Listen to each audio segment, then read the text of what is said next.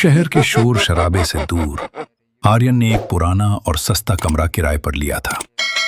आर्यन एक 25 साल का युवक था जो रात को देर तक जागकर अपना काम करता है। कमरा थोड़ा पुराना और अजीब था। दीवारों से पपड़ी उतर रही थी और हवा चलने पर पुरानी खिड़कियां जोर जोर से बजने लगती थी। पहली रात जब आर्यन अपने लैपटॉप की स्क्रीन पर ध्यान लगाए बैठा था, तभी उसे एक हल्की आवाज सुनाई दी। खच खच खच, जैसे कोई नाखूनों से दीवार को कुरेद रहा हो। आर्यन को लगा शायद कोई चूहा होगा। उसने हेडफोन लगाए और काम जारी रखा।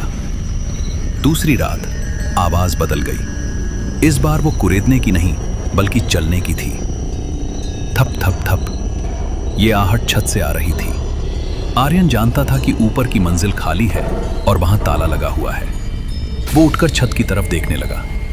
आवाज ठीक उसके सिर के ऊपर आकर रुक गई। अचानक कमरे का बल्ब झटके से बंद हुआ और फिर जल गया। आर्यन को ऐसा महसूस हुआ कि कमरे में उसके अलावा कोई और भी है। उसने आवाज लगाई, कौन है वहां? सामने आओ। आवाज आना शांत हो गया। आर्यन फिर से अपने काम में लग गया। थोड़ी देर बाद फिर से चलने की आवाज आने लगी। आर्यन ने दरवाजा खोला और बाहर जाकर देखा तो ऊपर के कमरे का ताला लगा था। आर्यन अभी इन सब चीजों से अभी अजान था।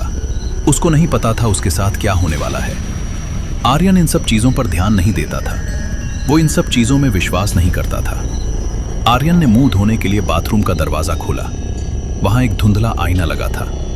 जैसे ही उसने चेहरे पर पानी डाला और ऊपर देखा, उसे आईने में अपने पीछे एक काला साया खड़ा दिखाई दिया। वो तेजी से पलटा, लेकिन पीछे कोई नहीं था। जब वो वापस कमरे में आया तो उसके होश उड़ गए। उसने एक दीवार पर खून से आहट लिखा हुआ देखा। ये अब देखकर आर्यन के हाथ पैर कांपने लगे। बिस्तर की चादर पर गीली मिट्टी के पैरों के निशान बने थे। वे निशान सीधे दीवार की तरफ जा रहे थे और दीवार पर जाकर खत्म हो रहे थे। अब हर रात वो आहट तेज होने लगी थी। ऐसा लगता था जैसे कोई दीवार के भीतर से उसे पुकार रहा हो। आर्यन ने हिम्मत जुटाई और एक हथौड़ा लेकर उस दीवार को ठोका जहां निशान खत्म हो गए। दीवार अंदर से खोखली महसूस हो रही थी। जैसे ही उसने दीवार का एक हिस्सा तोड़ा, प्लास्टर के साथ एक फटी हुई पुरानी कमीज का टुकड़ा बाहर निकला।